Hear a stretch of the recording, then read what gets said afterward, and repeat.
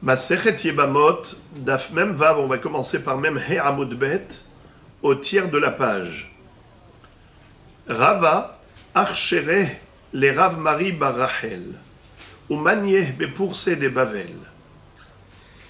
On avait débattu précédemment du sujet du statut d'un enfant qui est né d'une mère juive avec un père goy ou un père qui est Eved Kenaani. Certains Hachamim disaient qu'il est considéré mamzer, d'autres disaient qu'il est kasher. Il a le droit d'épouser une juive, il n'est pas mamzer. Juste que si c'était une fille qui a un père goy, elle est pgouma, c'est-à-dire qu'elle ne peut pas se marier avec un kohen.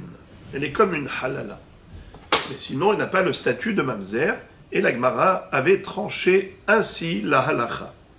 Dans ce même ordre d'idées, on nous raconte une histoire à propos de Rav Mari bar Rachel. Alors de quoi s'agit-il? Il était une fois une femme qui s'appelait Rachel, une jeune fille qui avait été prise en otage, en captivité. Le preneur d'otage, qui était un goy, portait le nom de Issour. Il a eu une relation avec Rachel et elle a donné naissance à un enfant qui va s'appeler Marie. Plus tard, il va s'appeler Rav Mari, parce qu'il a étudié beaucoup de Torah, c'est devenu un grand Talmid Chacham. Et on l'appelait Rav Mari bar Rachel. On le nommait sur le nom de sa mère, pas sur le nom de son père, qui était initialement goy, mais qui s'est converti au judaïsme, figurez-vous, pendant la grossesse de sa mère. Donc son père, au moment de la conception, il était goy, mais au moment de sa naissance, son père était juif. Guerre, converti au judaïsme, il portait le nom de Issour Giyora. Issour le converti. Quel est le statut de ce Rav Mari bar Rachel? D'après certains Hachamim, il serait considéré mamzer, mais ce n'est pas la halacha. La halacha a été tranchée qu'il est kasher. Et la Gemara va nous raconter que Rava archérait les Rav Mari bar Rachel.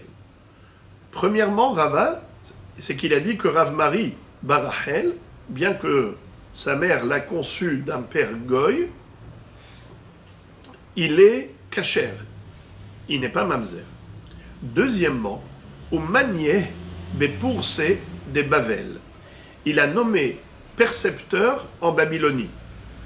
Au sein de la communauté juive, il y avait un collecteur des impôts.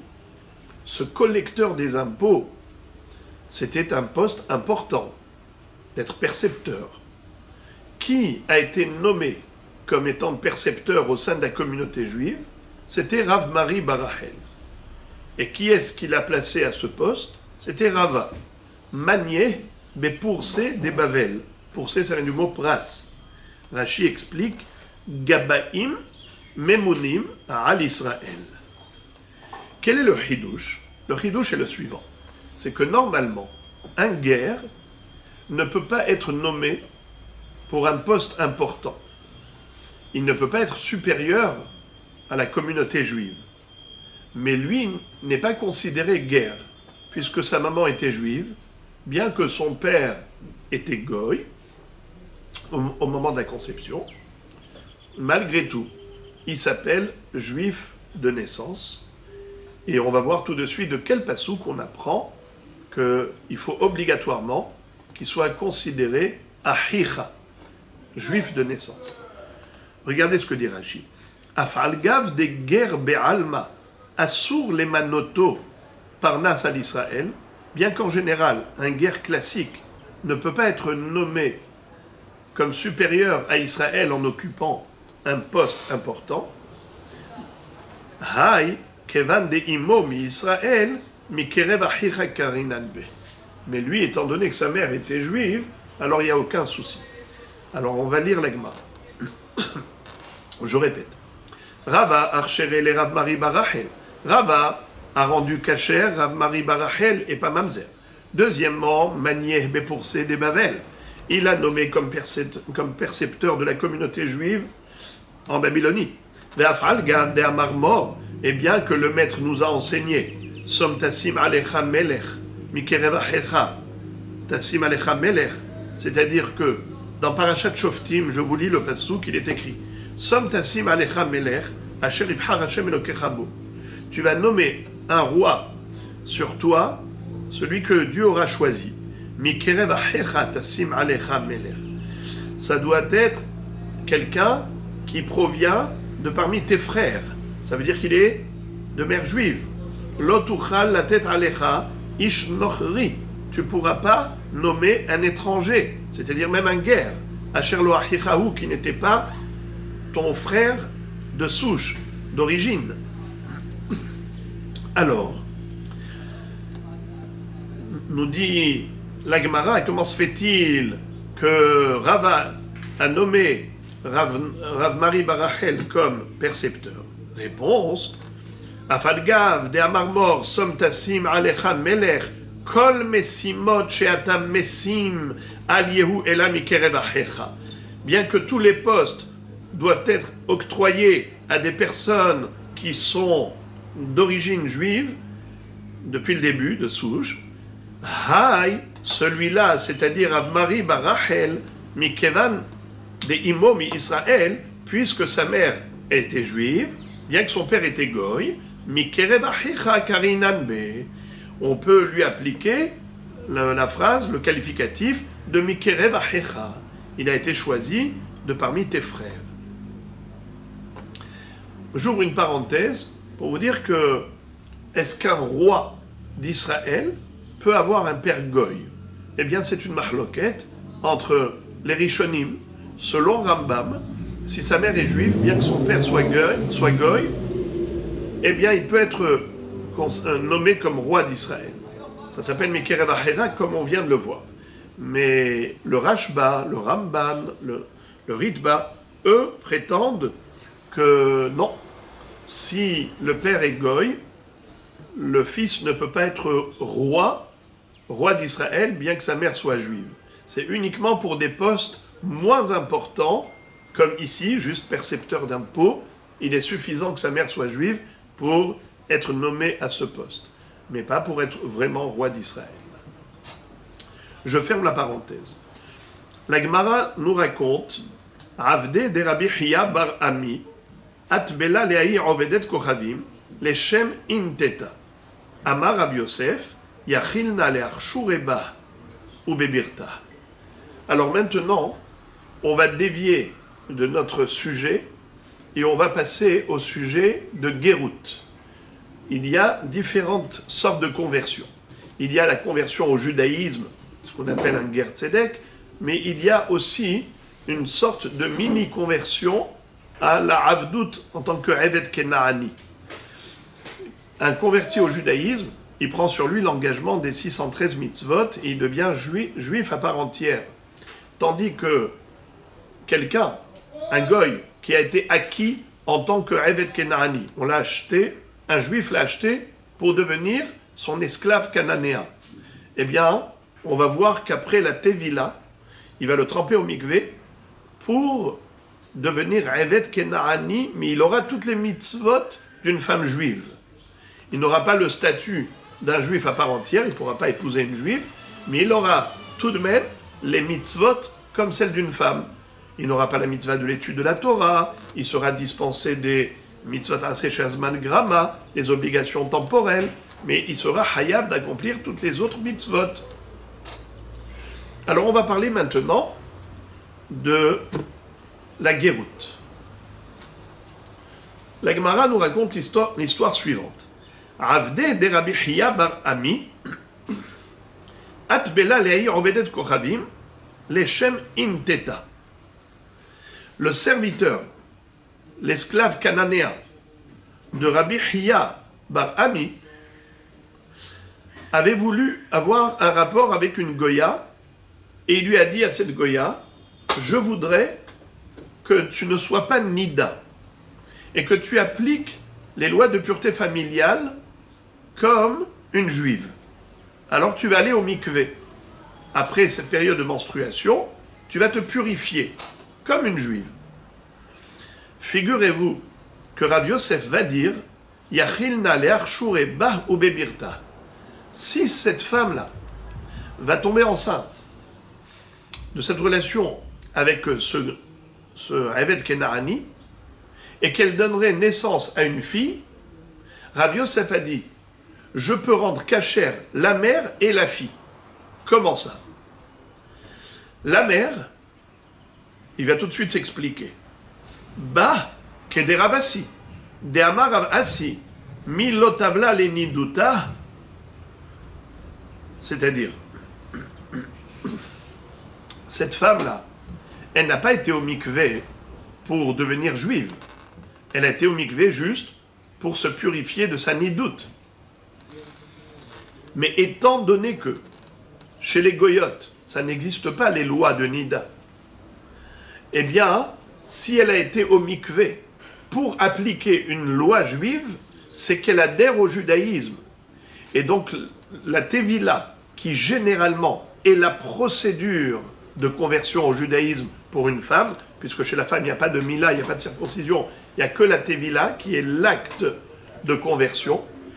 Étant donné que cette femme-là veut aller au mikvé pour se purifier comme une nida, comme si elle était juive, c'est qu'en d'autres termes, elle dit « je vais au mikvé pour être juive ». Les Mefarshim disent qu'il s'agit ici d'une femme qui avait déjà été devant le Beddin, elle avait déjà fait la Kabbalat ol mitzvot, elle avait déjà accepté les mitzvot de la Torah, seulement elle ne s'était pas encore trempée au mikvé.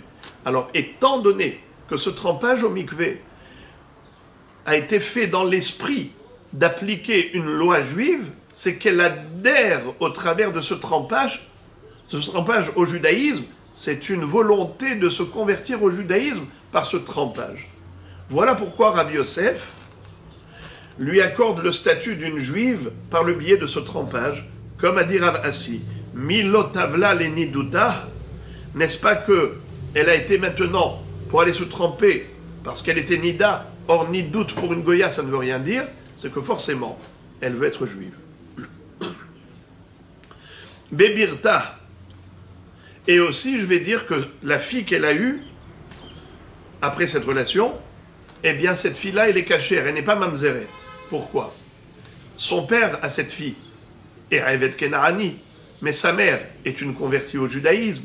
De ce fait, elle a le statut comme sa mère d'être juive, et elle n'est pas mamzeret, bien que son père soit Eved Kena'ani. Parce que Rav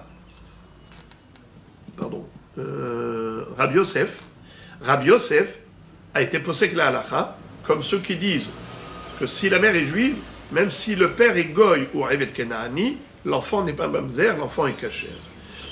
Comme il dit, Bebirta, sa fille, pourquoi elle est cachère? Parce que Oved Kochavim, Ve'eved, Habal Bat Israël, Havalad, cachère. La Gemara nous raconte encore une histoire. Et même Rava, il pense qu'il est cachère. Nachon, exactement. Comme Rava. Donc on voit que Rav Yosef et Rava, les deux pensent la même chose, que l'enfant n'est pas mamzer, mais cachère, bien que le père n'est pas juif. La Gemara nous raconte une histoire. Hahu de'avu karule bar armiata. Il était une fois quelqu'un qu'on appelait le fils de la Goya. Ça veut dire que son père était juif et sa mère était une Goya. Et c'est comme ça qu'on le surnommait. Amar Rav Assi milot avla leniduta. Rav Assi a dit, ce n'est pas justifié. Il ne faut pas le surnommer fils de la Goya.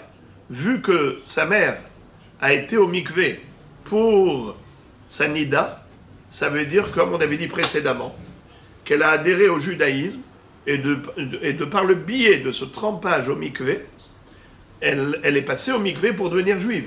Il faut dire que, certainement, qu'elle avait déjà vu le Beddin et qu'elle avait déjà été mekabelet en mitzvot et ainsi de suite. Il manquait plus que cette procédure qui s'appelle Tevila Bamikvé, eh bien, ça a eu lieu. Elle a été au mikvé dans l'esprit de conversion au judaïsme, puisque elle voulait respecter les lois de la Nida, comme on avait dit précédemment. Une histoire similaire. Ahu de Avu Karoulé, bar Aramma'a. Il y avait quelqu'un que les gens surnommaient fils du Goy. Bien que sa mère était juive, mais on le surnommait fils de Goy. Amar Rabbi Yoshua ben Levi, Milotava le Kirio. Rabbi Yoshua ben Levi a dit que non, ce n'est pas justifié, car son père est désormais juif. Comment son père est désormais juif? Parce que son père a été au mikvé, comme un juif, parce qu'il avait eu une pollution nocturne. Et de ce fait, comme il était Baal Kéri, et il a été au mikvé pour se purifier de sa toum'a de Kéri, ça c'est une loi qui n'est applicable que par les juifs. Les goyim ne sont pas concernés par les dinim du mikvé et de Baal Kéri. Donc tout cela, ça ne les concerne pas, pureté, impureté, ainsi de suite. Si le père a été au mikvé pour se purifier de Baal Kéri, eh bien ce même trempage qui s'est fait dans un esprit d'adhésion à une loi juive, eh bien c'est un trempage d'adhésion à la loi juive. Ça s'appelle un trempage, une tevila, une immersion de conversion. Une immersion pour conversion, ça a le statut de conversion au judaïsme. Donc ce n'est pas justifié de surnommer cette personne, cet enfant, fils d'un père goy. Parce que son père n'est plus goy, il est guerre. Mais ça, c'était à l'époque, mais aujourd'hui, c'est devenu beaucoup plus compliqué de se convertir. Oui, parce qu'il faut juste certifier, mais comme j'ai dit, que c'était après avoir vérifié au Beddin, c'est-à-dire qu'il était déjà passé au Beddin auparavant, comme disent les Mefarshim. Amar Rav Hama bar Guria, Amar Rav, הלוקח עבד מן העובד כוכבים, קדם וטבע לשם בן חורין, קנה עצמו בן חורין. Comme je vous l'avais dit en préambule, on est passé du coup au sujet de conversion au judaïsme, mais maintenant on va parler de conversion, de Tevila, pardon, juste pour être Eved Kenaani. C'est-à-dire que ce ne sera pas une conversion totale au judaïsme, ce sera la Tevila qu'on applique à Eved Kenaani. La Torah a dit que un juif peut être propriétaire d'un Eved Kenaani, mais il y a une procédure. Pas seulement qu'il va l'acheter en payant de l'argent à son ex-propriétaire, le goy, mais en plus il faut qu'il le fasse passer au mikvé. Cette immersion aura le statut de Tevila Leshem Avdut, pas Leshem Gerut. La Tevila, elle peut être soit Leshem Gerut, soit Leshem Avdut. On verra que un Eved Kenaani, quand son maître l'a acheté, l'a acquis, et ensuite il le passe au mikvé, il faut qu'il fasse très attention que ce Eved Kenaani ne lui joue pas un tour, car il peut passer entre les mailles du filet, lui filer sous le nez, et lui glisser entre les doigts, et perdre ce Eved Kenaani. Comment? Si le Eved Kenaani, quand il passe au mikvé, il dit « Je proclame et je déclare que mon immersion, mon trempage au mikvé, cette Tevila, c'est l'Eshem Gerut, parce que je voudrais devenir juif à part entière. » Alors désormais, il sera Ben Horin. Ce ne sera plus une Tevila de Avdut, mais au contraire, une Tevila de Herut. Pourquoi? Car un juif ne peut pas être considéré Eved Kenaani. Quelle est la différence entre Eved Ivri et Eved Kenaani? Un esclave hébreu, il n'est soumis que par rapport à son travail. Ça veut dire que sa main-d'œuvre, elle est acquise par son propriétaire, mais pas son corps. Il n'est pas foncièrement soumis à son propriétaire. Il n'est que obligé de travailler pour son propriétaire. Il ne doit que sa main-d'œuvre. Il y a un assujettissement par rapport au travail. Tandis qu'un Eved Kenaani, il est Goufo Kanouille. Son corps est acquis, comme si c'était du mobilier. Goufo Kanouille. Pas seulement sa main-d'œuvre, mais même son corps. Mais il faut faire attention, car au moment où le Eved Kenaani va passer au mikvé pour être scellé en tant que Eved Kenaani, pour être Goufo Kanouille, il pourrait à ce moment-là faire le malin et dire je me trempe au mikvé, mais pour devenir juif. Et s'il est juif, il ne peut pas être Evet Kenani, En Gufo Kanouy. Car Kadosh Baruch Hu va dire Kili Bnei Israël Avadim, Velo Avadim la Avadim. Les Bnei Israël sont les serviteurs de Dieu. Ils ne sont esclaves de personne d'autre. Voilà comment on peut arriver à perdre. On peut arriver à perdre un Evet Kenani si on n'a pas été vigilant, comme on verra dans la Gemara. Plusieurs histoires où les rabbinim faisaient très attention à ce que la Tevila Leshem Avdout soit faite avec une bonne vigilance et des mesures de précaution pour que le Evet Kenani ne joue pas des tours à son nouvel acquéreur. Lisons. Amarav Hama Banguri Amarav.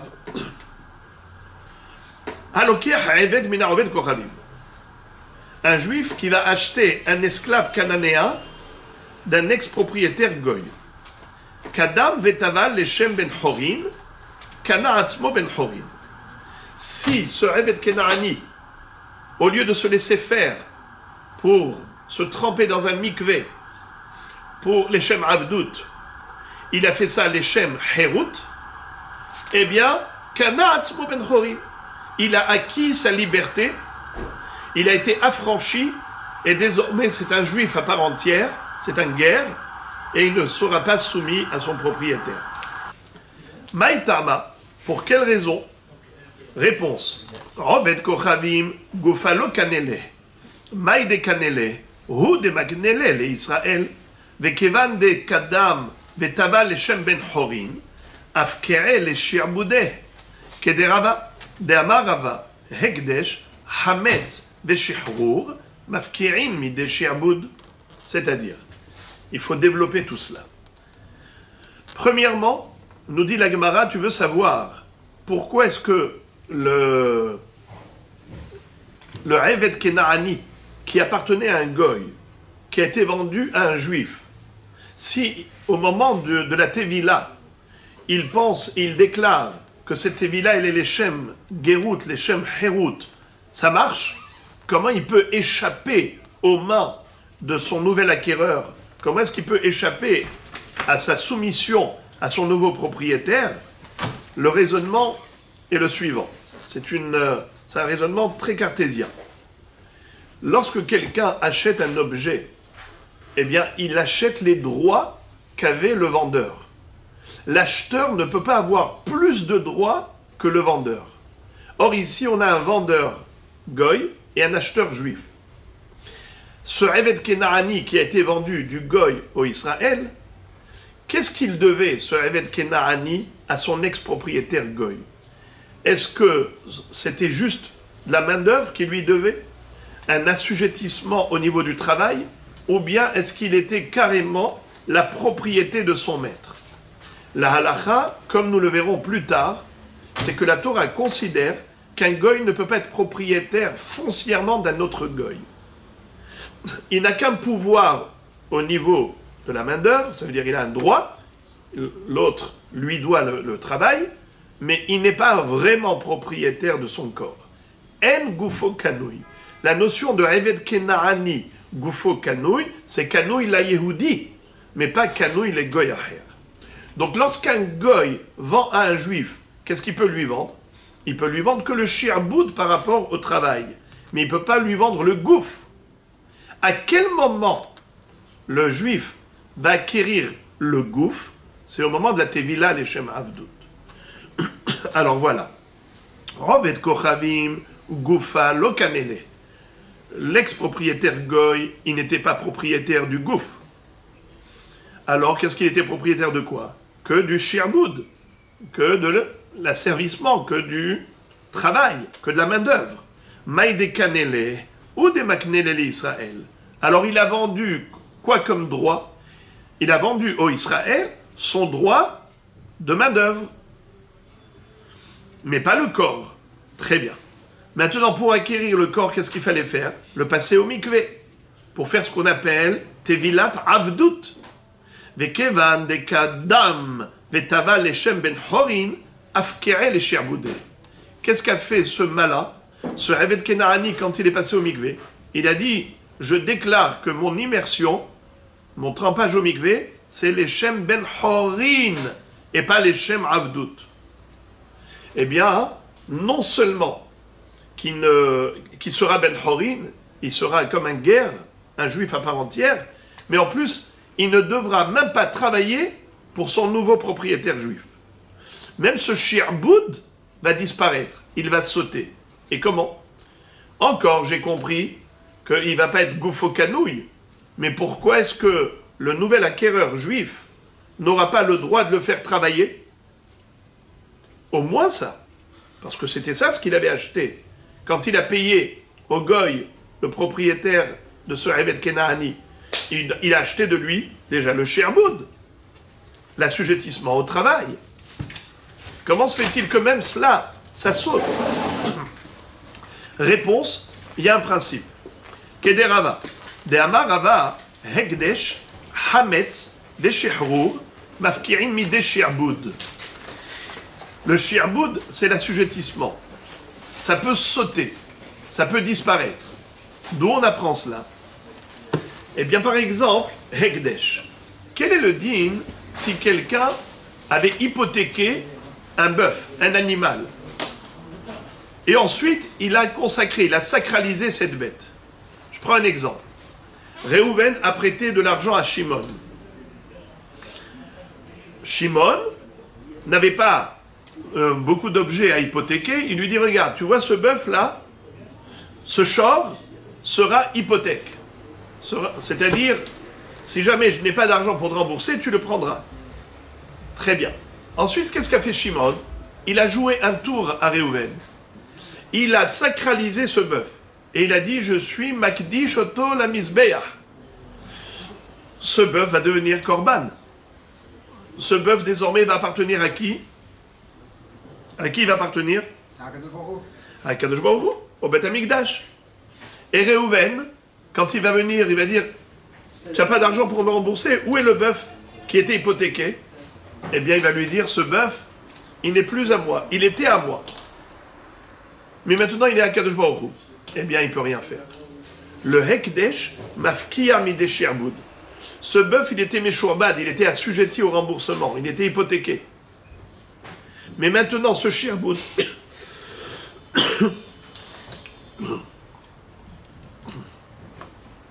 ce Shirboud va disparaître. Qui l'a fait sauter? Le Hekdesh. Hekdesh, Mafkia Midesh Yerboud. J'ouvre une parenthèse, c'est Davka Hekdesh la Misbeach, mais pas Hekdesh de Bedekabaït.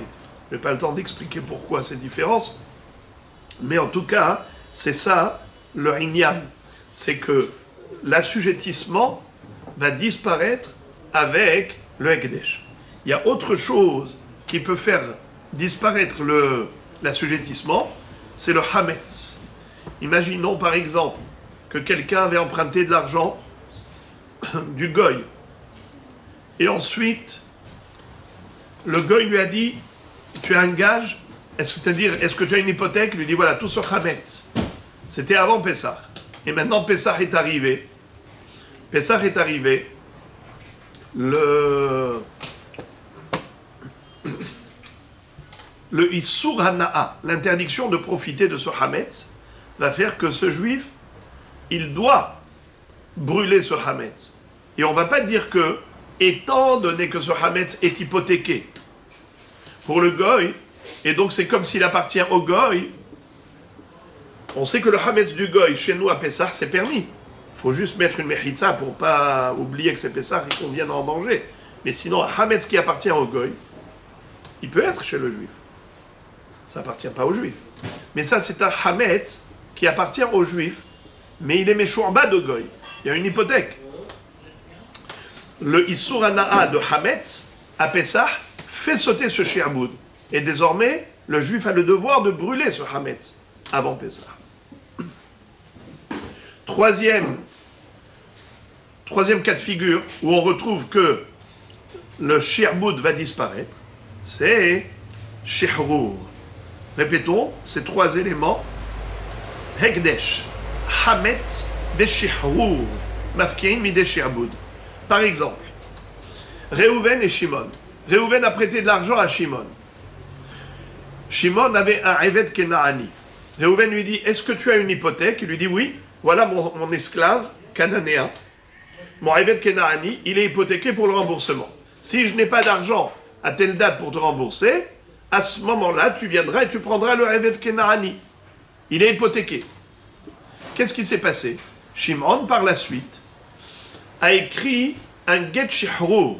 Il a libéré et affranchi son esclave. Comment? Il lui a écrit un get shihrur. Comme pour le divorce, on donne à la femme un get, n'est-ce pas?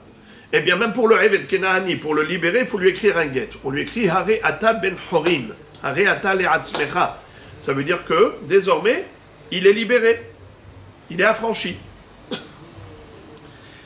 Qu'est-ce qui va se passer lorsque Réhouven va venir au moment de l'échéance? Il va lui dire, où est le Eved Kenaani, puisque tu n'as pas d'argent pour me rembourser? Il lui dit, le Eved Kenaani, je l'ai libéré. Est-ce qu'il peut aller et prendre ce Eved Kenaani et lui dire, tu vas travailler chez moi, tu étais mon hypothèque? Il ne peut pas. Pourquoi? Parce que le shihrur fait sauter le shi'boud. La libération a fait sauter l'assujettissement. Donc qu'est-ce que nous voyons? Qu'en effet, le Eved Kenaani, pourquoi est-ce qu'il peut trouver cet échappatoire? Comment il peut passer par les mailles du filet? Comment est-ce possible qu'un Eved Kenaani échappe à son nouveau propriétaire, le juif qui vient de l'acquérir? Comment? Eh bien, c'est que le goy vend au juif le Eved Kenaani, mais pas le gouffre du Eved Kenaani, uniquement Maaseh Yadav, parce que lui-même, le Eved Kenaani, n'était pas acquis par son ex-propriétaire goy.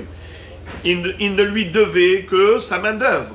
Et donc, l'ex-propriétaire goy, qu'est-ce qu'il était? Propriétaire de la main-d'œuvre, propriétaire de cet usufruit, de ce droit de main-d'œuvre. Alors, ce droit-là, c'est ce qu'il a vendu aux juifs. Donc le juif n'avait pas plus que cela comme droit. Ça, c'est ce qu'il a acquis avec l'argent.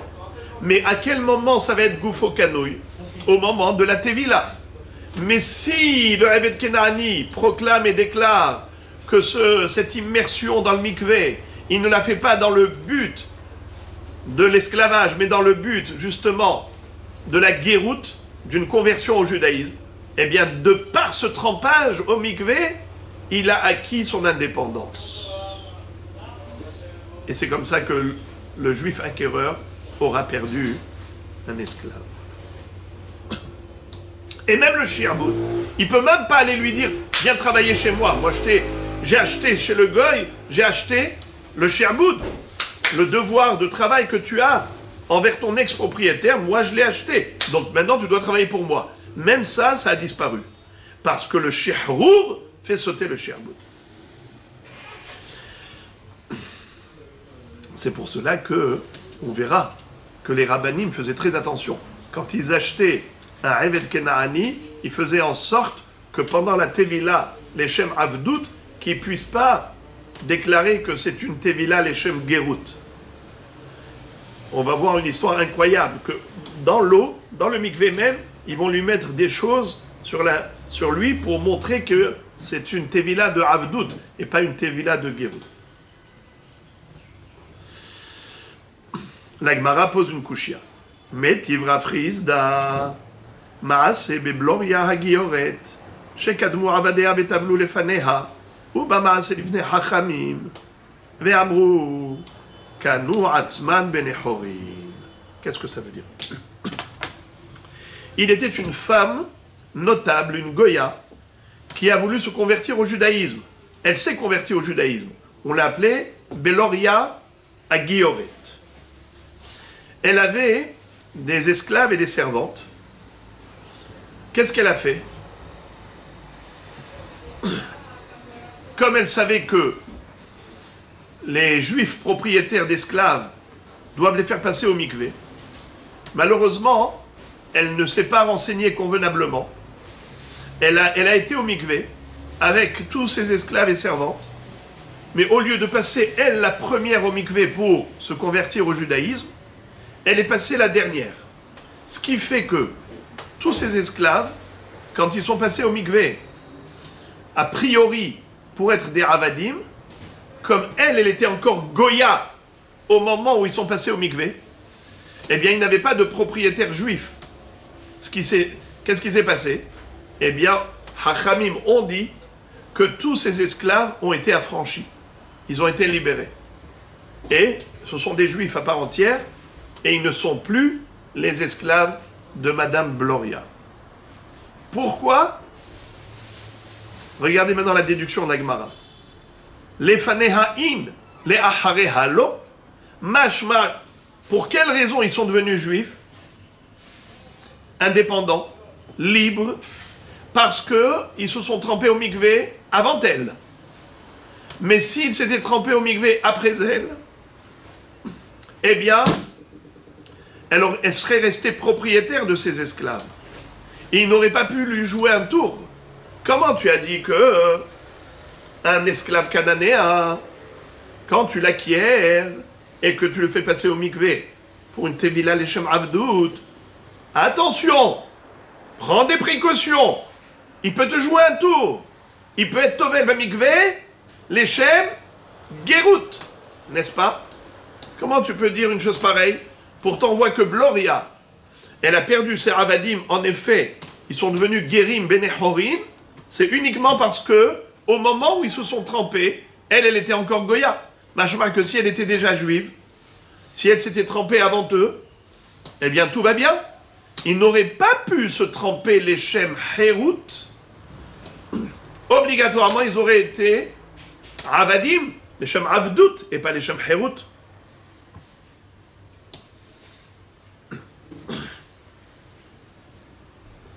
Réponse. Amar Rava, les faneha, ben bistam ben bimforash, les ahareha, bimforash in bistam lo. Qu'est-ce que ça veut dire? Rava répond qu'en effet, même si le propriétaire est juif, le Eved Kenaani peut lui filer sous le nez. Comment? Si en se trempant dans le mikvé, il dit qu'il se trempe les Shem Gerut, les Shem Herut. Ça marche. Seulement, quand son propriétaire est juif, il faut qu'il le dise clairement. Tandis que quand son propriétaire est goy, qui va devenir juif plus tard, comme ici, Bloria, à ce moment-là, elle était goya. Alors, les avadim, quand ils vont se tremper, ils n'ont même pas besoin de dire Befirouche, Bimforage, qui se trempent les Shem Gerut, les Shem Herut, même Bistam, même sans rien dire, leur tevila, it tevila shel Gerut, shel Herut. Mais si le propriétaire est juif, alors tevila stam, c'est une tevila shel Avdout. Pour que ce soit une tevila shel Herut, il faut qu'il le proclame, il faut qu'il le déclare. Je répète, Amarava. Lefaneha ben bistam ben bimforash. Comme ils se sont trempés avant elle et qu'elle était encore Goya, que ce soit une tevila bistam ou bimforash, ils sont benehorin. Les ahareha, mais s'ils s'étaient trempés après elle, c'est-à-dire une fois qu'elle est devenue juive, alors bimforash in bistam lo. S'ils le disent clairement qu'ils se trempent au mikvé pour devenir juifs, alors ça marche, ils sont affranchis, mais bistam lo. Sinon, on dit que qui est-ce qui les a amenés au mikvé? C'est le propriétaire, les Shem Avdout. Donc la Tevila, bistam, elle est les Shem Avdout. Jusqu'à preuve du contraire, la Tevila, au contraire, c'est les Shem Avdout, ils deviendront esclaves chez Goufo Kanu. Amar Rav Ivia. Rav Ivia nous enseigne. Lo shanu ela beloker mina roved kochavim, aval roved kochavim goufé kane. Quand est-ce que l'on dit que le Eved Kenaani peut jouer un tour à son nouvel acquéreur, son nouveau propriétaire juif? C'est seulement lorsque c'est un propriétaire goy qui a vendu son Eved Kenaani à un nouvel acquéreur juif. Là, en effet, il faut deux éléments. D'abord, le propriétaire paye de l'argent, et ensuite, c'est-à-dire l'acquéreur paye de l'argent à l'ex-propriétaire, au vendeur, et en plus, il faut qu'il le passe au mikvé. Donc, comme on a dit, l'argent qu'il paye, ça lui donne le droit du sherbut, de la main-d'œuvre, et la tevila au mikvé, ça lui donne le kinyan agouf. Mais, dans l'hypothèse où le Eved Kenaani n'appartenait à personne, c'est le goy lui-même qui s'est vendu aux Juifs en tant que Eved Kenaani. Alors là, c'est différent. Là, on ne va pas dire que dans le mikvé, il peut avoir une kavana leshem herut, et il peut passer entre les mailles du filet. Non, non, non. Une fois qu'il a acquis avec de l'argent, désormais, c'est son Eved Le'olam, et même s'il passe au mikvé avec une autre kavana, ça ne servira à rien. D'où on déduit. Amarabivia, Loshanu et la Belokier, Mina Oved Kochavim. Aval Oved Kochavim Gouffé, Kané. Quand est-ce qu'on a dit que si le Eved il est Tovel Leshem Heut, Kana Atzmo Ben Horin, c'est seulement si le juif a acheté ce Eved Kenaani d'un goy. Aval Oved Kochavim Gouffé, mais si le goy lui-même se vend au juif, Kané, le juif, l'acquiert immédiatement. Et après ça, il ne peut pas jouer avec le mikvé. Quelle est la preuve? Dirtiv. Il y a un pasouk à propos de Eved Kenaani où il est écrit comme ça. Vegam mibne atoshavim agarim imachem mehem tiknu. La Torah nous dit, vous pouvez acheter un Eved des toshavim, des citoyens qui résident parmi vous. Mibne atoshavim agarim imachem mehem tiknu. Vous achèterez d'eux. Alors regardez, mehem tiknu. Vous achèterez des goyim qui vivent parmi vous. Atem konim mehem. Velohem konim mikem. Velohem konim zemizé. Il y a 3 déductions. Première, mehem tiknu. Vous, juifs, vous pouvez acquérir un Eved Kenaani du goy. Velohem konim mikem. Mais un goy ne peut pas acheter un juif. C'est impossible. Velohem konim zemizé. Et ils ne peuvent pas non plus s'acheter entre eux. C'est-à-dire que un goy ne peut pas vendre un Eved Kenaani à un autre goy. La Gemara pose la question et elle fait la déduction suivante. Elle dit Velohem konim mikem. Et eux, les goyim, ne peuvent pas acheter un Eved ivri. Ça veut dire que un juif ne peut pas être acquis en tant qu'esclave du goy. Les mailles, par rapport à quoi la Torah nous dit qu'un goy ne peut pas acquérir un juif? Les mailles. Et l'ima les maasé yadav, si on va dire que c'est par rapport à la main d'œuvre, mais bien sûr qu'un goy peut acheter la main d'œuvre du juif. Atou oved kochavim lo kanele le Israël et maasé yadav, ve'aktiv ole eker mishpachat ger, ve'amar mor mishpachat ger ze oved kochavim. Il est écrit dans la Torah, Vechi tasig yad ger vetoshav imach umach achicha imo venimkar le ger toshav imach ole eker mishpachat ger. C'est-à-dire, si jamais un juif, par la force des choses, a eu besoin d'aller et de se vendre en tant qu'esclave pour gagner de la parnassa, pour gagner de l'argent, eh bien, il y a une possibilité qu'il soit acquis par un ger toshav. Ger toshav, c'est-à-dire un goy qui applique les 7 mitzvot noachid. En tout cas, qui ne croit plus en la avodah zara, il croit en un Dieu unique. Il s'appelle ger toshav. Il était riche, il a acheté un juif comme esclave. Ce qui est écrit. Ton frère a fait faillite. Venimkar le ger toshav. Et il s'est vendu au ger toshav. Imar qui se trouve avec toi. Oh, les eker mishpachat ger. Ou bien, il a été se vendre à mishpachat ger, c'est-à-dire à un goy qui est de la famille du ger toshav, un Oved Kochavim. Ou bien les eker mishpachat ger, Rashi explique dans le Chumash, c'est le temple de la Avodah Zara. Un juif qui s'est vendu au temple de l'idolâtrie. Non pas pour devenir lui-même idolâtre, mais pour aller faire le ménage là-bas, pour faire bûcheron, pour être puiseur d'eau. Alors maintenant, nous voyons que la Torah accorde un statut au goy qui a acheté un juif. Tu vois bien que Venimkar, les ger toshav imach ole'eker mishpahat ger. Mishpahat ger, c'est Ovet Kochavim. Alors comment tu peux dire qu'il n'y a pas de statut pour cette acquisition? Et la lave, les gouffés. Qu'est-ce que ça veut dire que le goy ne peut pas être acquéreur du juif? C'est les gouffés. Le goy peut acheter la main-d'œuvre du juif, mais il ne peut pas acheter le juif lui-même. Le corps du juif, lui, n'est pas l'acquisition du goy. Mashma, que quand la Torah t'a dit Hem lo konim mikem, aval atem konim mehem, eux ne peuvent pas acheter de toi, mais toi tu peux acheter d'eux, un eved. De quoi on parle? C'est sûr qu'on ne parle pas de la main-d'œuvre, on parle que du corps. Car la main-d'œuvre, on a démontré dans notre pasouk que de la même façon que le juif peut acheter du goy, même le goy peut acheter du juif, un eved pour sa main-d'œuvre, ou bien lui-même, le juif, qui se vend au goy pour sa main-d'œuvre. Donc ça, c'est sûr que c'est possible de l'acquérir.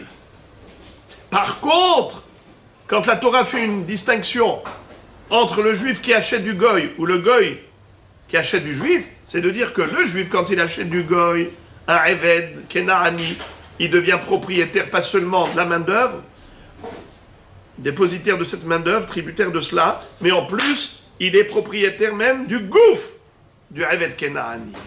Tandis qu'un goy qui achète un juif comme esclave, il n'achète que la main-d'œuvre. Il ne peut pas devenir propriétaire de son gouffre. Donc de là, on a compris que eved kena'ani goufo kanouille, eved ivri en goufo kanouille. Le eved ivri, quand il travaille, c'est juste un travail, mais c'est pas le gouffre qui est acquis, puisque son gouffre est déjà assujetti à Kadosh Baruch Hu. Le gouffre appartient à Kadosh Baruch Hu. Kili bene Israël abadim. On est serviteur d'Hachem.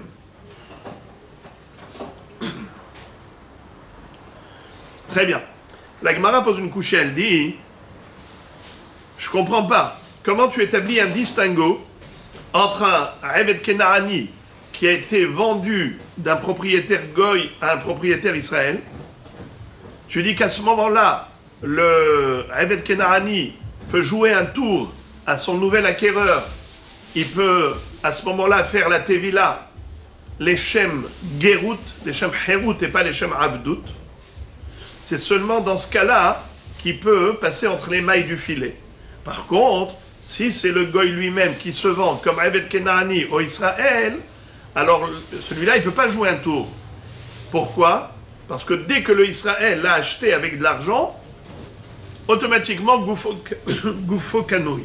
Rav Ahadi, ce n'est pas obligatoire, parce qu'on peut dire, ima bechas pa bitvila, on peut dire que même par rapport au goy qui se vend, quand on a dit que goufo kanouille, c'est davka be kesef ou bitvila, même pour un goy qui se vend lui-même, il faut les deux procédures. Première opération, kesef. Deuxième opération, tevila. Qui te dit que le kesef tout seul suffirait pour dire que goufo kanouille? Peut-être qu'il n'y a pas de différence entre mocher atzmo ou mocher abdo. Kashia. La Gemara reste en suspens. Elle dit cette question. Pour l'instant, on ne l'a pas répondu.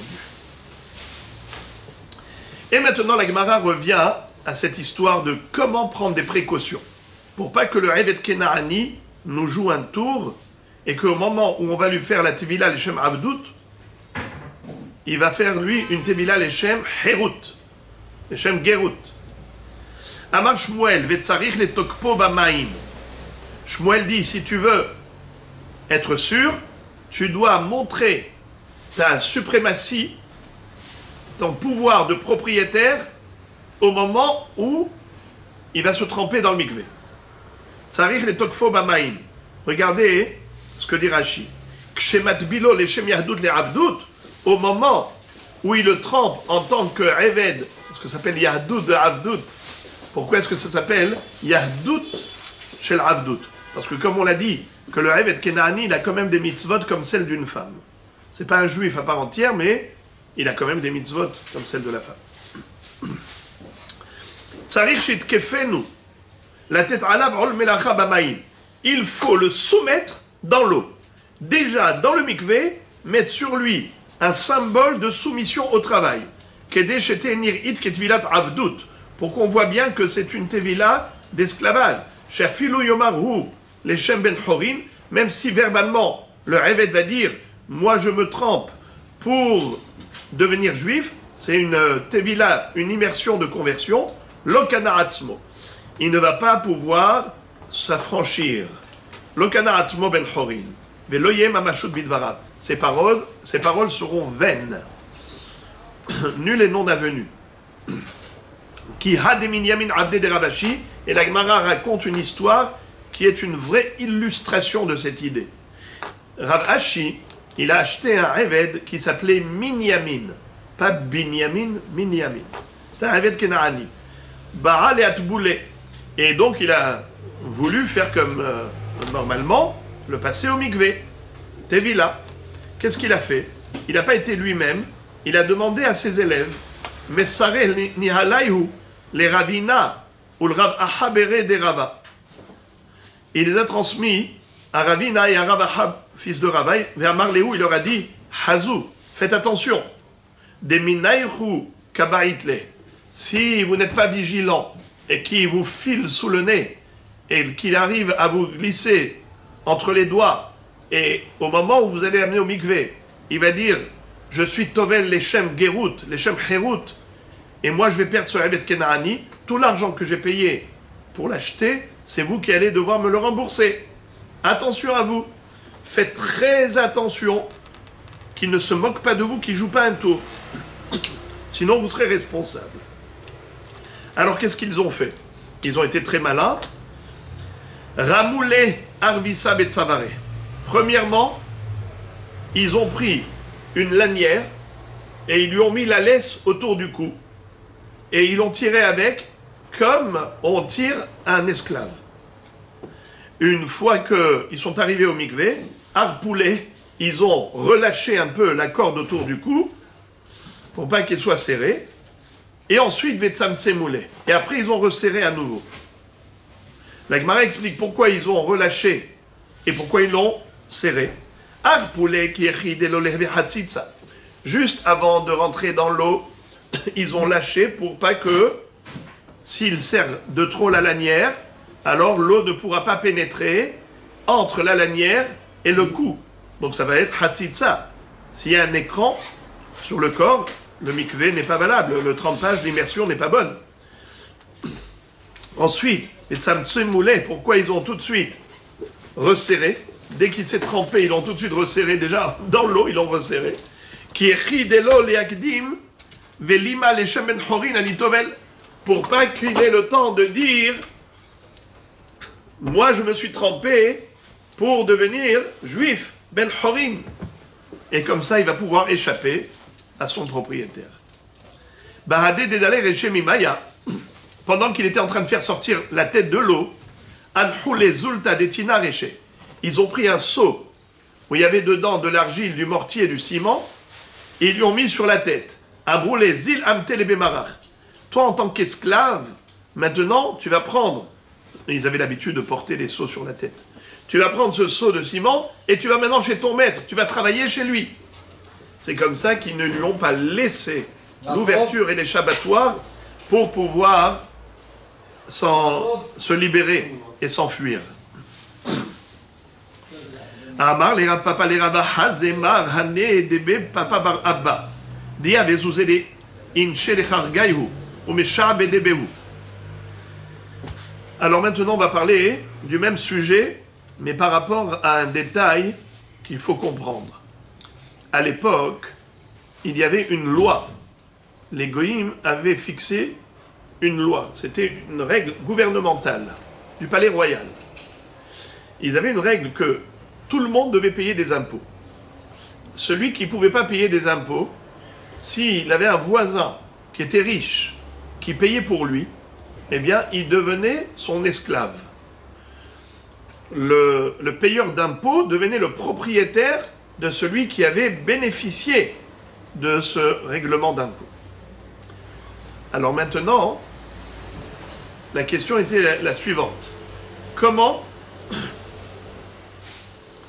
ces esclaves allaient être considérés? Est-ce qu'ils avaient vraiment un statut de gouffo canouille? Et donc, si on voulait les libérer, les affranchir, il fallait écrire un get shihrour, car on l'a déjà dit, que selon la halakha, lorsqu'un juif veut libérer son Eved Kenaani, il faut, qu'est-ce qu'il faut? Écrire un get shihrour, Areata ben Horin. Alors il lui a posé la question, est-ce que le statut de ces gens-là, pour lesquels on a payé les impôts, est-ce qu'ils ont un statut de Eved Kenaani aux yeux de la Torah? Et par conséquent, pour les libérer, il faut un get shihrour, ou bien c'est juste un travail, c'est juste une main-d'œuvre qu'ils doivent à celui qui a payé les impôts pour eux, mais pas un vrai statut d'esclave. Il lui a répondu qu'ils ont un vrai statut d'esclave. Et pourquoi? Parce que selon la loi du gouvernement, c'était qu'il avait il avait un pouvoir entier.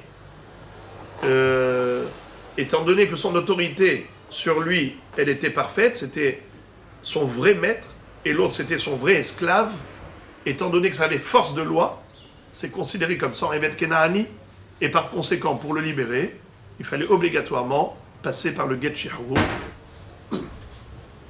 Alors lisons tout cela. Amar les Rav Papa les Rava. Rav Papa va dire à Rava, Hazé, regarde, Hazémar, mon maître doit faire attention. Hané Debe Papa Bar Abba. Papa Bar Abba, c'était un autre papa qui était très riche. Il payait les impôts au profit des goïms pauvres qui n'avaient pas de quoi payer les impôts. Et par ce billet, puisqu'ils avaient payé pour eux les taxes, qui nafke, lorsque ces gens-là allaient terminer le travail qui correspondait à l'argent qu'il avait payé pour eux, il lui a dit attention, tzriche gita de heruta. Il lui a posé la question. Rav Papa a posé la question à Rava. Ce n'était pas sous forme d'instruction, c'est sous forme d'interrogation. Rav Papa pose à Kushia à Rava. Rabbi, est-ce que ces gens-là ont besoin de get shihrour ou pas? Amarle, heureusement que tu m'as posé la question. Tu t'imagines, si j'avais quitté ce monde, eh bien, j'aurais manqué cet enseignement, je ne vous aurais pas enseigné la halakha à ce propos. Bien sûr qu'il faut écrire un get shihrour. Voilà ce que j'ai entendu de Rav Sheshet.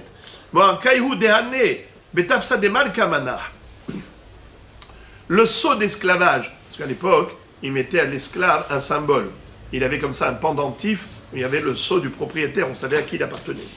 Il lui a dit, cela, c'est vrai qu'ils ne portent pas sur eux-mêmes le sceau, symbole d'esclave à qui il appartient, mais c'est un acte notarié. Si tu vas regarder là-bas, dans le palais royal, tu vas voir qui a payé les impôts, et on va voir, un tel a payé les impôts pour X, Y, Z, eh bien, ce X, Y, Z sont des esclaves de ce monsieur qui a payé les impôts. Donc, en fait, même s'il n'y a pas sur lui le symbole d'esclave, il se trouve dans le palais royal, où Malka Amar, le roi, avait décrété Man de lo yahiv harga, mishtabed le man de yahiv harga, celui qui n'a pas payé les impôts sera l'esclave de celui qui a payé pour lui les impôts. La Gemara maintenant nous raconte une histoire qui est relative au sujet qu'on avait étudié précédemment, c'est-à-dire on a terminé avec la Guéroute, maintenant on revient au halachot d'une femme juive qui est tombée enceinte d'un goy, quel est le statut de l'enfant qui va naître? Est-ce qu'il est mamzer ou pas? On avait vu la grande mahloquette, mais la halakha était que l'enfant est kasher. Sauf que ne peut pas se marier avec un Kohen. C'est une fille dont le père est goy, elle ne peut pas épouser un Kohen. À ce propos, la Gemara nous raconte une histoire. Rabbi Hiya bar Abba iklar les Gabla. Rabbi Hiya bar Abba est arrivé dans la ville de Gabla. Haza benot Israël demi Abran mi Gerim chez Malou velo Tavlou. Il a vu là-bas des filles juives qui étaient enceintes de maris. Qu'est-ce qu'ils avaient ces maris de particulier? C'était des guérim, des convertis au judaïsme, mais ils n'avaient procédé qu'à la circoncision et pas à l'immersion. Malou velo Tavlou. Ils ont fait la Brit Mila pour la guéroute, mais ils n'ont pas été au mikvé. Ils n'ont pas fait la Tevila. Premièrement. Deuxièmement, ce qu'il a vu là-bas, Haza, Hamra de Israël, des Masgir Ovde Kochavim, des Chatou Israël. Deuxième comportement qu'il a constaté, c'est qu'il a vu que les Juifs, qui faisaient attention de ne pas boire du vin qui a été touché par le goy, ils buvaient tout de même du vin qui avait été coupé à l'eau par le goy. Parce que vous savez qu'à l'époque, le vin était très fort. Il fallait absolument le couper à l'eau, mettre de l'eau dans son vin. C'est de là qu'on connaît ce dicton. Parce que mettre de l'eau dans le vin, c'était une chose obligatoire pour diluer le vin qui était très fort, il était même épais. Et qu'est-ce qu'il a vu? Il a vu que ceux qui mettaient l'eau dans le vin du juif, c'était des goïms. Alors d'une part, il faisait attention que le goy ne touche pas le vin, mais mettre de l'eau dans le vin, oui. Il se permettait. Troisième comportement, Hazatur Moussim des Chalké, en vet Kochavim vers Israël. Il a vu que il y avait des tourmoussim. Vous savez c'est quoi tourmoussim? On traduit aujourd'hui par des lupins. Les lupins. C'est comme des fèves. Alors, les tourmoussim, la Gemara dit qu'il fallait bouillir pendant 7 fois ces lupins, parce que c'était tellement amer, à chaque fois, on versait l'eau. On allait bouillir encore une fois, on versait l'eau pour enlever l'amertume. En tout cas, c'est qui avait mis à cuire ces tourmoussim à les bouillir? C'était les goïms. Et les juifs mangeaient de ces tourmoussim. Velo amar leu velo midi. Rabbi Hiya bar Abba n'a rien dit. C'est-à-dire qu'il a vu tous ces comportements et il n'a pas réagi. Atal et Kameh de Rabbi Yohanan. Un jour, il est revenu chez son maître Rabbi Yohanan et il lui a raconté tout ce qu'il a vu dans la ville de Gabla. À Marley, il lui a dit, ces 3 comportements que tu as constatés, ce sont des comportements négatifs. Premièrement, tu vas et tu proclames et tu leur dis, vos enfants sont des mamzerim. On va voir tout de suite pourquoi. Tu vas leur dire que leur vin, c'est le vin de Goïm, c'est un yaïn nesser qui n'ont pas le droit de boire ou d'en profiter. Troisièmement, les fichénam benetora. Et tu vas leur dire que ces légumes-là, ces lupins, ces tourmoussim qui ont été cuits par des goïms, ils n'ont pas le droit de les manger. C'est un plat cuisiné par un goy. Et tu leur dis ça parce que ce ne sont pas des benetora, ce sont des ignorants. Qu'est-ce que ça veut dire? Tout ça, la Gemara va expliquer une halakha après l'autre. Premièrement, Al Benehem Shem Mamzerim. Rabbi Yohanan a dit de déclarer que ses enfants sont des Mamzerim. Pourquoi? Parce que la mère, elle était juive, et le père, c'était quoi? C'était qui? C'était un guerre qui s'est mal converti. C'était un guerre qui a fait la Brit Mila, mais qui n'a pas été au mikvé. Or, pour qu'un goy devienne juif, à part la Kabbalat ol mitzvot, l'engagement pour l'accomplissement des mitzvot, il faut 2 procédures. Mila et Tevila. Du fait que eux n'ont fait que la Mila, ils n'ont pas fait la Tevila, alors ils ont encore le statut de goy. Et Rabbi Yohanan, qu'est-ce qu'il nous a enseigné? On avait déjà vu qu'un goy qui va avec une juive, l'enfant qui va naître est mamzer. Alors, la Gemara nous explique. Rabbi Yohanan l'étamé. Rabbi Yohanan est fidèle à lui-même, à sa propre opinion. il nous a enseigné deux principes. Premièrement, De'amar Rabbi Chia bar Abba amar Rabbi Yochanan, le'olam enoger ad sheyamul veitbol, vekevan delotavil, envet kochavimu. Il n'est considéré comme converti au judaïsme que s'il avait procédé aux deux opérations, Mila et Tvila, puisque cela n'avait fait que Mila, donc c'est encore des goïms. Ve'amar Abba bar Hanan amar Rabbi Yochanan, envet kochavim ve'eved abal bat Israël avalad mamzer. Rabbi Yochanan nous avait enseigné que si une juive, elle a eu un enfant avec un goy ou avec un eved kenaani, eh bien l'enfant, qu'est-ce qu'il est? Il est mamzer. Bien que l'halakha n'est pas comme lui, mais en tout cas c'est la chita de Rabbi Yochanan. Deuxièmement, il lui a dit, ve'aliena mishum yain neser. Dis-leur que leur vin, il est yain neser. Pourquoi? Pourtant, le goy n'avait pas touché au vin. Il a juste versé de l'eau dans le vin. Réponse, Mishum, lech, amrinan, nezira, sehor, les karma lotikra. Il y avait à l'époque un proverbe où les chachamim disaient un joli dicton. Un homme, il ne doit jamais courir de risque de faire une avera. Un homme, il doit s'éloigner de la avera. Parce que si on s'approche de la avera, on peut être attiré et chas v'shalom glisser dans la faute. Comme on disait à l'époque au Nazir, Nazir, tu n'as pas le droit de manger des raisins, tu n'as pas le droit de boire du vin. Surtout fais attention, ne rentre pas dans le vignoble. Même si, pour raccourcir ton chemin, tu as besoin de traverser le kérem, le vignoble, on te déconseille. Il vaut mieux que tu fasses un grand détour et que tu ne fasses pas le raccourci par le vignoble. En araméen, lech, amrina, nezira.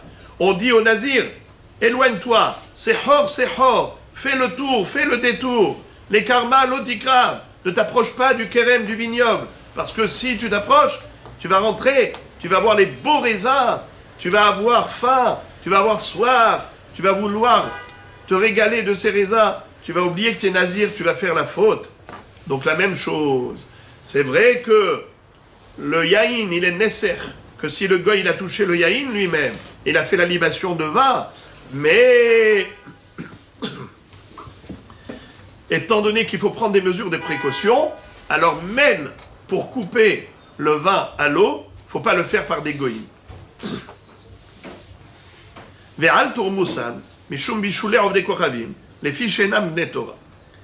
Et les lupins, les tormos, il lui a dit, il ne faut pas qu'il le mange, parce que c'est considéré comme un plat cuisiné par un goy.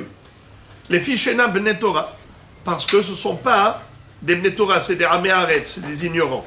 La Gemara pose la question, elle dit quoi? Ha bnei Torah shari. Quoi?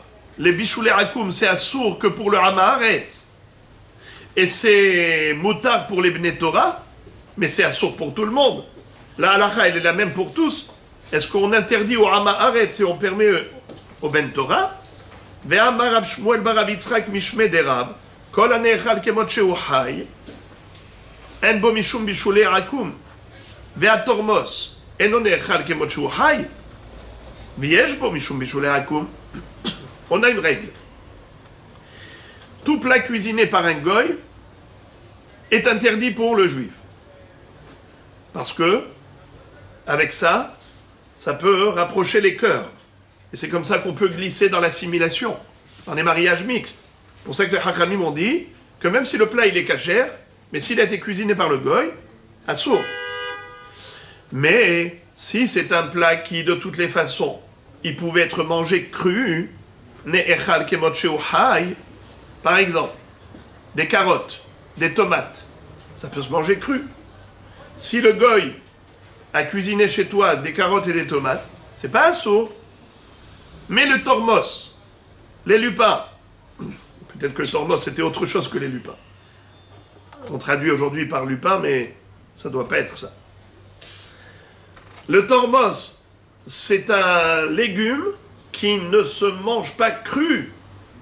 Et si ça ne se mange pas cru, donc c'est assourd, mishum bishulei akoum. Quand c'est cuisiné par un goy, ça doit être interdit. Donc si c'est interdit pour tout le monde, même pour les bnei Torah, Pourquoi il lui a dit, dis-leur que c'est assour parce qu'ils ne sont pas Bnei Torah? Réponse. Rabbi Yochanan, Keidach lishna sevirale. De'am Rav Shmuel bar Rav Yitzchak mishmei Rav. Kol she'eno ole al shulchan melachim lechol bo et apat, en bo mishum mishul le'akum. Betama de'enan Bnei Torah, ha-Bnei Torah shari. Qu'est-ce que ça veut dire? Rabbi Yochanan, lui, pense, comme l'autre version, selon laquelle Rav Shmuel bar Rav Yitzchak a dit au nom de Rav que quels sont les aliments qui sont interdits quand ils sont cuisinés par un goy, que si ce sont des aliments importants, qui sont olé al shulchan melachim, qui montent sur une table royale, qu'on peut servir dans des banquets importants. Mais si c'est un aliment qui n'est pas important, d'ailleurs jamais tu ne le trouveras sur des tables royales, eh bien, un aliment pareil, même s'il a été cuisiné par un goy, le juif, il a le droit de le manger, parce que ça ne rapproche pas les cœurs. Ce n'est pas un aliment important. Ça, c'est la halakha pour des Bnei Torah. Mais pour des Amé Haaretz, il ne faut pas leur permettre ça. Parce que le Amé Haaretz, il ne va pas comprendre. Il va dire, je ne comprends pas. Alors, j'ai le droit ou je n'ai pas le droit de manger un plat cuisiné par un goy? Si tu vas commencer à lui dire, tu vas lui dire, il ne va rien comprendre. Il va dire, mais je ne comprends pas, un jour tu m'as permis, un jour tu m'as interdit. Alors, pour des Amé Haaretz, il faut tout leur interdire. Il faut leur dire, assour, un plat cuisiné par un goy. Parce que si tu vas lui autoriser, un jour il va se permettre même ce qui est interdit. J'ouvre une parenthèse pour dire que la halakha est que pour que le plat cuisiné par un goy soit assour, il faut qu'il réponde aux deux critères. Premièrement, olé al shulchan melachim. Deuxièmement, enon echal kemot shehu hay. Et maintenant, la Gemara va nous parler de la Géroute. Qu'est-ce qui permet à un homme goy de devenir juif? C'est la conversion au judaïsme. Mais quelle est la procédure de conversion? On sait que la halakha, c'est 3 éléments. Mila, Tevila et Kabbalat ol mitzvot. S'engager à accomplir les mitzvot du judaïsme. Deuxièmement, pour les hommes, Mila. Troisièmement, Tevila, passer au mikvé. À l'époque du Beth Amikdash, il fallait même apporter un korban. Bon, alors maintenant, Tanu Rabbanan, la Braïta nous enseigne, Ger, Shemal Velotaval. Rabbi Eliezer Omer, Areze Ger. Selon Rabbi Eliezer, un goy qui a fait juste la Mila, la circoncision, mais il n'est pas passé au mikvé, il est tout de même guerre. Ça veut dire que pour lui, ça suffit, la Brit Mila, pour être guerre. D'où il apprend? Chez Ken Matsinu, Be'avotenu, chez Malou, Velotavlu. Nos ancêtres, en sortant d'Égypte, est-ce qu'ils avaient le statut de juifs? Non, ils étaient encore Béné Noah. Qu'est-ce qui a fait d'eux des juifs? Eh bien, quand ils ont reçu la Torah au pied du mont Sinaï. Kabbalat Ol mitzvot. Ils ont reçu les mitzvot. Et ils ont reçu la Shechina, le Gilouy à Shechina à ce moment-là. Et quelle était la procédure? La Brit Mila. Ils ont fait que la Mila, il n'y avait pas de Tevila. Rabbi Yoshua n'est pas d'accord. Rabbi Yoshua Omer, Taval Velomal, si le guerre, au contraire, il a fait que la Tevila, et il n'a pas fait la Mila, Rabbi Yoshua Omer a raisé guerre. Pour Rabbi Yoshua, c'est la Tevila qui compte, pas la Mila. La Tevila toute seule. La Mila, pas la Tevila. Non, Taval Velomal. Rabbi Yoshua Omer a raisé guerre. Il a fait la Tevila, il n'a pas fait la Mila. Rabbi Yoshua Omer a raisé guerre. Ce qui compte, c'est la Mila. Non, Taval Velomal a raisé guerre. Il a fait la Tvila, il n'a pas fait la Mila. Arezeger. Ça veut dire que qu'est-ce qui compte? Non. Je répète. Taval Velomal. Arezeger. Il a fait la Tvila, mais il n'a pas fait la Mila, il est guerre. Ça veut dire que qu'est-ce qui compte? Il est converti au judaïsme. Donc c'est la Tvila. Ça c'est d'après qui? Rabbi Yoshua. Sheken Matsinu Ba'im Mahot. Puisqu'on voit que nos matriarches, les femmes qui sont sorties d'Égypte, ce sont nos matriarches. Comment elles sont devenues juives? Comment elles ont reçu la Torah? Tavlou, velo malou. Quelle était la procédure? Quelle était l'opération symbolique de la conversion de nos mamans? Les imahot, celles qui sont sorties d'Égypte. On ne parle pas de Sarah, Rachel, Léa. On parle de celles qui sont sorties d'Égypte, qui ont reçu la Torah. Quelle a été la procédure? Tevila. Pourquoi? Parce que la Mila, la Brit Mila, c'est pas possible pour une femme. Alors, regardez bien.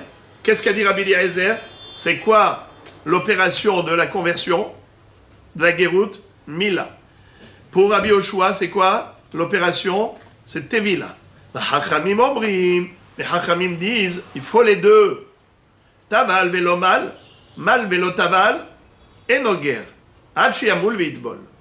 Hachamim disent, quelqu'un qui a fait Tvila et pas la Mila, ou Mila et pas la Tvila, il n'est pas considéré guerre, jusqu'à ce qu'il fasse les deux, Mila et Tvila. Et c'est comme ça la halakha, comme Hachamim. Il faut les deux. Alors on répète. D'après Rabbi Eliezer, quelle est l'opération de la Géroute d'après Rabbi Eliezer? Mila. Quelle est l'opération d'après Rabbi Yoshua? Tevila. D'après Chachamim, il faut les deux. Mila ou Tvila. Maintenant, la Gemara va analyser l'opinion de Rabbi Yoshua et de Rabbi Eliezer. Ve Rabbi Yoshua, Nami, Nilaf me Avot. Ve Rabbi Eliezer, Nami, Nilaf me Imahot. Pourquoi Rabbi Yoshua, il s'est référé aux Avot pour dire que comme les Avot, ils se sont convertis au judaïsme par la Brit Mila, ça veut dire que c'était ça, la préparation au matin de Torah, la Mila. Ainsi, un guerre qui veut se convertir, il doit faire la Mila. Rabbi Eliezer dit, on se réfère aux Imahot. Les Imahot, il n'y a pas de Brit Mila, il y a eu Tevila. Alors un guerre, il doit faire comme les Imahot. Tevila, ça suffit. La question se pose, pourquoi Rabbi Yoshua n'a pas appris des Avot, et pourquoi Rabbi Eliezer n'a pas appris des Imahot? Alors la question est pourquoi, on va commencer par Rabbi Eliezer. Pourquoi il n'a pas appris des Imahot? Comme les Imahot, il n'y avait pas de Brit Mila, il n'y avait que la Tvila. Alors il devrait dire comme Rabbi Yoshua, que la Tvila suffit, comme les Imahot. Ah, on peut répondre, Vechitema, Endanim Efshar Mishei Efshar.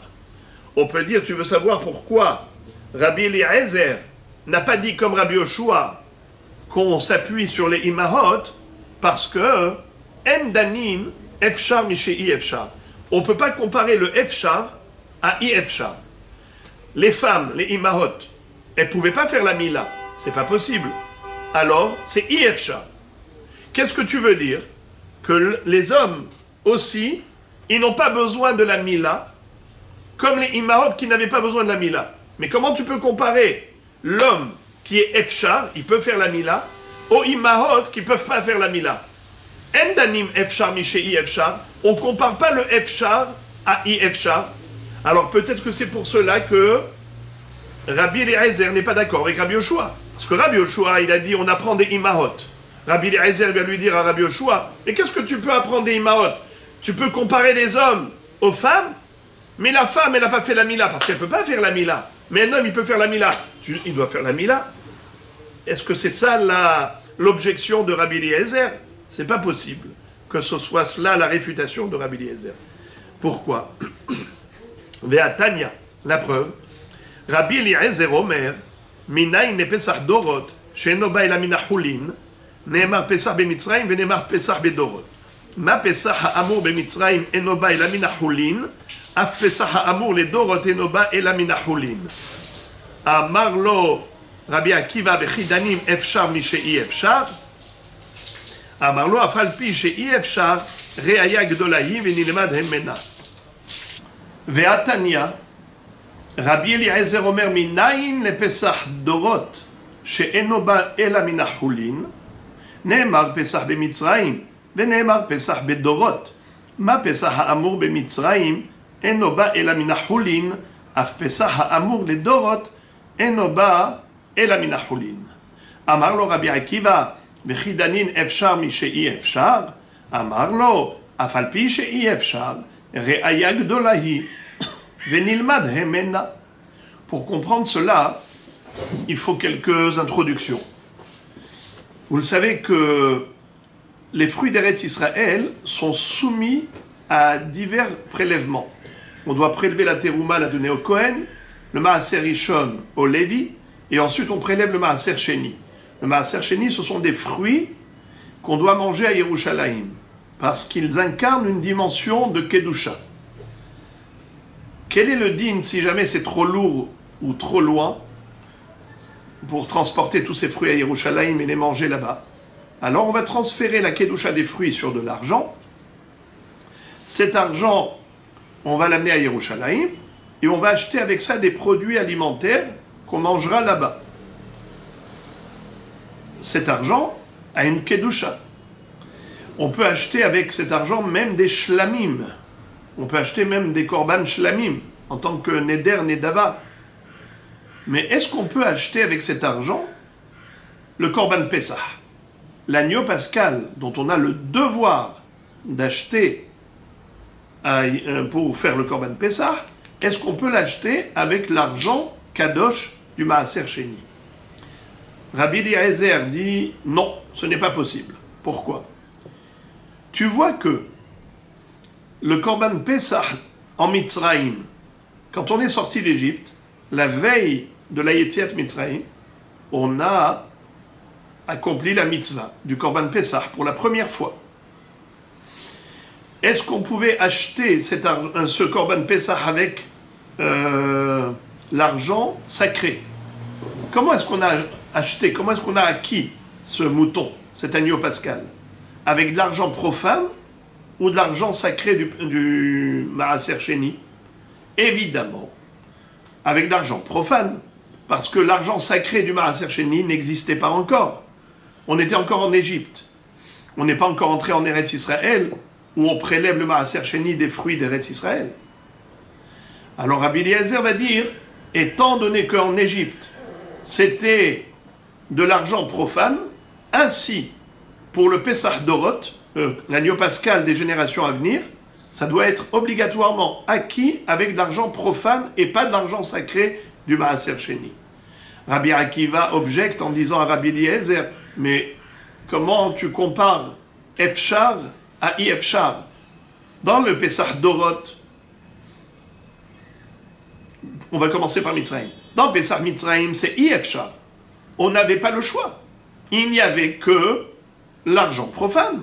C'est pour ça qu'on a acheté avec les moyens du bord, avec l'argent profane.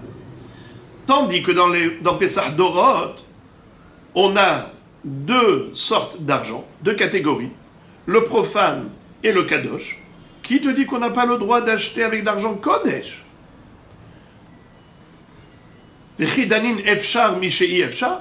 Dans les générations à venir, c'est Efshar, mais ne compare pas le Efshar à I-Efshar. Et qu'est-ce qu'a répondu Rabbi Eliezer? Il dit oui, je compare le Efshar à I-Efshar. Bien qu'en Mitzrayim, c'était par dépit, on n'avait pas d'autre choix que de l'argent profane. Mais la réalité, c'était celle-là. C'est qu'on a acheté le korban Pesach avec de l'argent profane. Alors, même pour les générations à venir, il faut acheter avec de l'argent profane. Bien que, concrètement, on a sous la main de l'argent Kodesh, mais on ne va pas l'utiliser pour le korban Pesach. Comme Pesach Mitzrayim, qui était acquis avec d'argent profane. Donc tu vois que Rabbi Eliezer lui-même pense que, oui, Danim Efshar, Mishei Efshar. Alors dans ce cas-là, il aurait dû dire, pareillement, comme Rabbi Yoshua, qui a déduit des Imahot. Qu'est-ce qu'a dit Rabbi Yoshua? C'est qui la référence? Imahot. Nos Imahot. Est-ce qu'elles ont fait la Mila? Non. Comment elles sont devenues juives? Avec la Tevila? Avant Kabbalat Torah? Eh bien, pareillement, même les hommes, avec la Tevila, ça suffit. C'est ce qu'a dit Rabbi Yoshua. Pourquoi Rabbi Eliezer s'oppose à Rabbi Yoshua? Rabbi Yoshua dit, que la référence, c'est les imahot. Comme les imahot, elles se sont converties avec la tevila, procédure tevila, ainsi les hommes, s'ils font juste tevila, ça marche. Pourquoi Rabbi Eliezer n'est pas d'accord avec lui? On ne peut pas dire qu'il s'oppose à Rabbi Yoshua parce que lui pense que Danin, en Danin efshar mishi efshar, qu'on ne peut pas comparer les hommes aux femmes parce que les femmes n'ont pas le choix, elles n'ont que la tvila, tandis que les hommes, ils ont le choix, ils peuvent faire aussi la mila. Tu ne peux pas dire que c'est ça la raison de Rabbi Eliezer, parce que sinon il se contredirait. Lui-même, il a dit de par ailleurs que oui, Danin efshar mishi efshar, on peut comparer le i-efshar au i-efshar. Donc il devrait comparer aussi les hommes aux femmes, bien que les femmes c'est i-efshar et les hommes c'est efshar. Pour Rabbi Eliezer, c'est pas un problème. Alors pourquoi il s'est opposé à Rabbi Yoshua? Rabbi Yoshua a dit, la tevila ça suffit comme les imahot. Rabbi Eliezer dit non, c'est la mila qu'il faut, comme les avot. Pourquoi il dit pas comme Rabbi Yoshua? Et là, la Gemara va changer d'approche. Et elle va dire comme ça. Betaval velomal kule alma la pelige de mahne. Pour la tevila toute seule, aussi bien Rabbi Eliezer comme Rabbi Yoshua, tous les deux sont d'accord que la tevila suffit, comme les imahot. Et danin efshar mishi efshar. Qui pelige, la mahloket entre Rabbi Eliezer et Rabbi Yoshua, bemal velotaval. Rabbi Eliezer yalif me avot, Rabbi Yoshua be avot namit vilahava. C'est dans le cas où le goy n'a fait que la mila et il n'a pas fait tevila. Est-ce que c'est suffisant? La tevila, c'est sûr que c'est suffisant. Mais est-ce que la mila toute seule est suffisante? C'est là la mahloket. Rabbi Eliezer dit oui, c'est suffisant. Comme nos ancêtres. Avot. Avant Matan Torah, ils n'ont fait que mila. Tandis que Rabbi Yoshua dit, non, pas du tout. Nos ancêtres, ils ont fait les deux. Mila et Tevila. Alors, puisque les Avot, ils ont fait Mila et Tevila, pour Rabbi Yoshua, il dit, la Mila toute seule ne suffirait pas. La Tevila, elle suffit comme les Imahot. Mais les Avot, ils sont obligés de faire Tevila. La Mila toute seule ne suffirait pas. Ils ont fait eux-mêmes les deux. La Gemara dit Minale. D'où le sait-il Rabbi Yoshua que nos Avot, ils ont fait aussi Tevila. Peut-être que les Imahot ont fait Tevila, mais pas les Avot. Peut-être que les Avot, ils ont fait que Mila. Comme a dit Rabbi Eliezer. Voilà d'où il a déduit.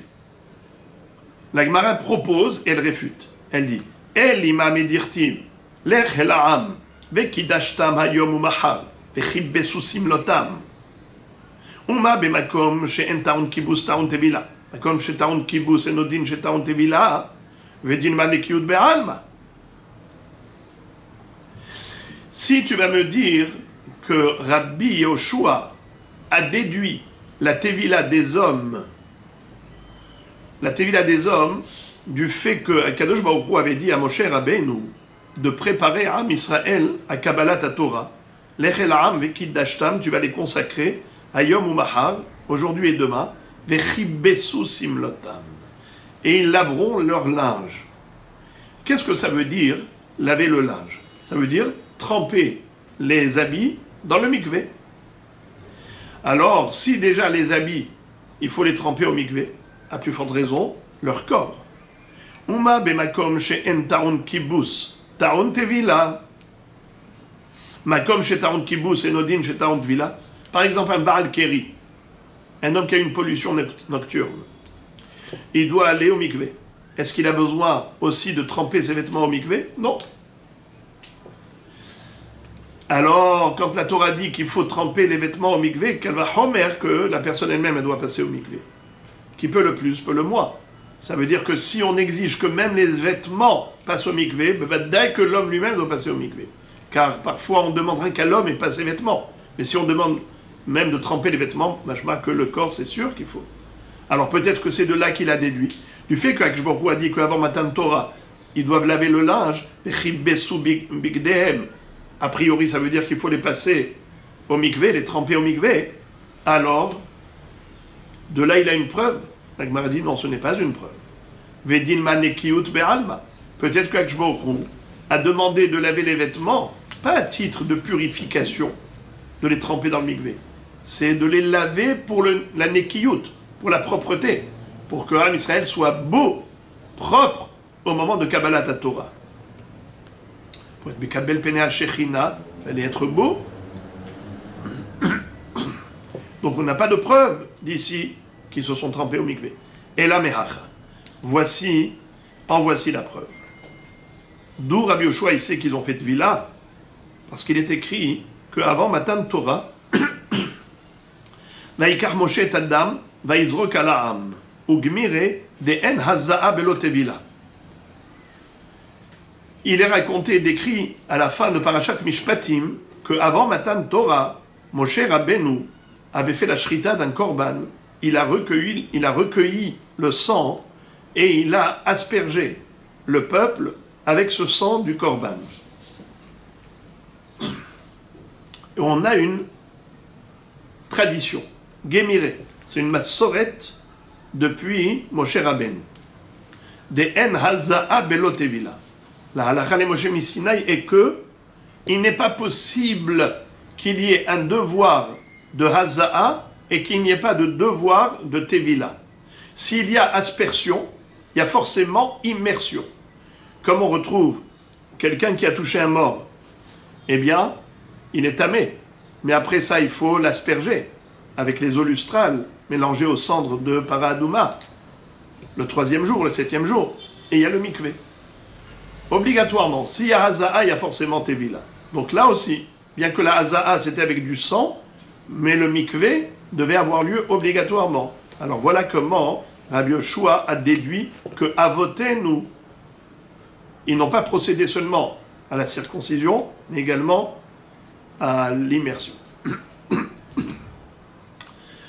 Ve Rabbi Yoshua tevila bein mahot minalan. Rabbi Yoshua a dit, les femmes, c'est sûr qu'elles ont été au mikvé. C'est comme ça qu'il a commencé. La référence c'est Imahot. Et d'où il le sait? Svarahi. De imken bamen nichnesu tahat kanfei hashechina. Ça il a déduit par logique. Parce que sinon, puisqu'il n'y a pas de mila, il n'y a pas de brit mila, alors comment est-ce possible pour les femmes d'entrer dans l'alliance d'Hachem? Mais il faut bien un acte symbolique. Il faut bien un acte. Alors c'était quoi l'acte? C'était la Tevila. La question évoquée par Tosfot, elle est très logique. Pourquoi la Gemara pose la question d'où Rabbi Yoshua a déduit l'obligation de faire Tevila pour une femme qui veut se convertir au judaïsme?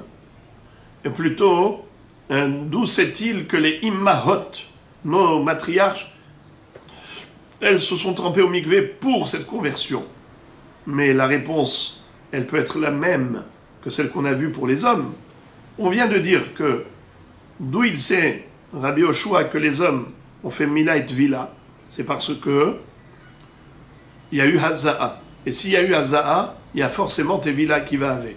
Eh bien, c'est la même réponse pour les femmes, parce que les femmes, elles font partie du peuple juif. Et Moshe Rabbeinu, quand il a fait la Haza'a, c'était sur tout le peuple, hommes et femmes. Donc si elles ont subi l'aspersion, elles ont forcément procédé à l'immersion, comme les hommes. En Haza'a Blotvila. C'est quoi cette question? Rabbi Yoshua, d'où il sait que les Imahot, elles ont fait Tevila? Tosfot, Ve Rabbi Yoshua Tevila ba Imahot minale, afalga de itle de en Haza'a Blotvila, Shema hanashim lo hayu bichlal ota Haza'a.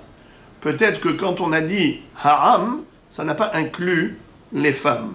Première réponse de Tosfot. Inami, deuxième réponse qu'on peut donner, Mishum Rabbi Eliezer itzterich. Itzterich haitama. De masik, Mishum de ihuname mode de bitvila lechutzagi, que de amar le'il. Betaval velomal, kule alma la plige, de litle de en haza'ab lo tvila. Quand Rabbi Yoshua avait dit qu'on apprend des imahot, et on a dit que même Rabbi Eliezer est d'accord avec lui. Et Rabbi Eliezer, lui, il dit que la tevila toute seule suffit. On n'a pas besoin on n'a pas besoin d'afka de tevila. Pour lui, même la mila suffit. Pourquoi Rabbi Eliezer disait que la mila seule suffit? Comme les avot. Les avot, ils ont fait la mila, mais pas la tvila. Ça veut dire qu'il est cholek sur ce qu'a dit Rabbi Yoshua, qu'il y a eu que en haza'ab lo tevila. S'il est cholek là-dessus, la question se pose, pourquoi il est d'accord pour la tevila des imahot, puisqu'on a dit que tout le monde est d'accord, Rabbi Eliezer comme Rabbi Yoshua, que la tevila toute seule suffit, comme les imahot. Mais d'où sait-on que les imahot, elles sont passées au mikvé? Et on ne peut pas donner la réponse qu'on a donnée pour les hommes, parce que sinon il n'y aurait plus de marloquette entre Rabbi Eliezer et Rabbi Yoshua. Donc c'est Svaraï. Sinon, quel serait l'acte symbolique qui permettrait aux femmes de rentrer mitahat kanfe hashechina? Donc si c'est pas la mila, c'est forcément la tvila. Mais la halakha a été tranchée. Amar Rabbi Hiya bar Abba Amar Rabbi Yochanan le'olam enoger ad sheyamul ve'itbol. Rabbi Yochanan nous dit que la halakha elle est comme hachamim, comme quoi il faut mila et tevila, les deux opérations pour se convertir au judaïsme. La Gemara pose la question, elle dit pshita yahid verabim halakha kerabim, mais c'est évident puisqu'on a vu Rabbi Eliezer, Rabbi Yoshua et Chachamim. Chachamim, c'est la majorité. La halakha, elle est toujours comme la majorité. Réponse, man Chachamim, Rabbi aussi. C'est qui ces Chachamim là?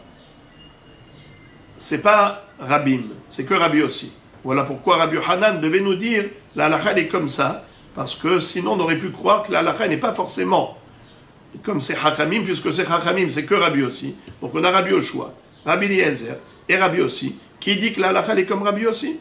C'est pour ça qu'il a fallu que Rabbi Yochanan tranche la halakha comme Rabbi aussi. Parce que sinon on n'aurait pas appliqué ici la règle Yahid verabim halakha kerabim, puisque ce Chachamim là c'est pas Rabbim, c'est que Rabbi aussi. Detanya, comme il est dit dans la Braïta, Hare sheba ve'amar malti velo tavalti, madbili moto ma bekach. Dit vrai Rabbi Yehuda. Rabbi Yossi Omer, en madbili moto. Quel est le din si par exemple un arabe ou un Givroni, quelqu'un qui appartient à un peuple où ils ont l'habitude de faire la mila, il vient et te dit, j'ai fait la mila pour me convertir au judaïsme. Il ne me manque plus que la tvila.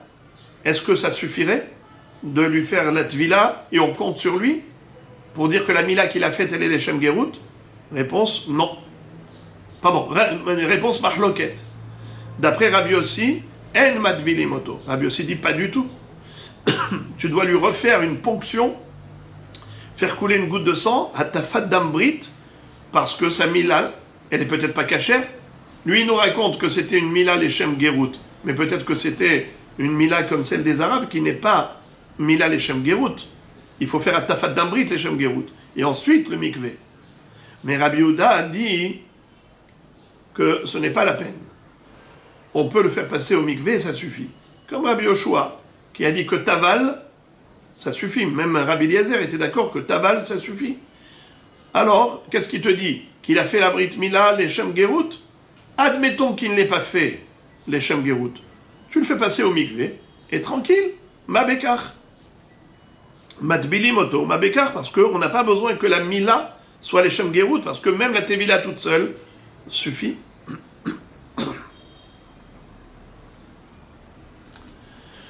Et la Braïta, maintenant, revient à ce qu'a dit Rabbi Yehuda. Que oui, on est matbiloto. Quand il nous dit, j'ai fait Mila les Shem Gerut, même si tu ne lui crois pas que c'était les Shem Gerut, fais-le passer au mikvé, tout va bien. Et maintenant, la Baraïta revient aux paroles de Rabbi Yehuda. Qu'est-ce qu'avait dit Rabbi Yehuda? Que la Tevila toute seule suffirait. Parce que pour lui, c'est ou la Mila ou la Tvila. Et seulement cet homme-là qui a fait la Mila, mais on ne sait pas s'il a fait vraiment les Shem Gerut, peut-être qu'il a fait comme un arabe qui n'a pas fait les Shem Gerut. Et donc voilà, la Tvila résout le problème. Très bien. Maintenant, la Braïta nous dit comme ça. En général, est-ce qu'on pourrait faire la Tevila un guerre pendant Shabbat. Ça veut dire un guerre qui a fait d'abord la Mila. Pour Rabbi Yehuda, c'est ou Mila ou Tvila. Une seule opération suffit pour le rendre juif. Alors imaginons quelqu'un, avant Shabbat, il a fait la Mila Leshem Gerut. Maintenant, il veut être Mahmir, il veut faire aussi Tevila Leshem Gerut. Est-ce que ce serait permis une chose pareille? La Braïta nous dit que oui. D'après Rabbi Yehuda, c'est permis même pendant Shabbat. Les Fichar Matbilim Ger Beshabbat, dit vrai Rabbi Yehuda.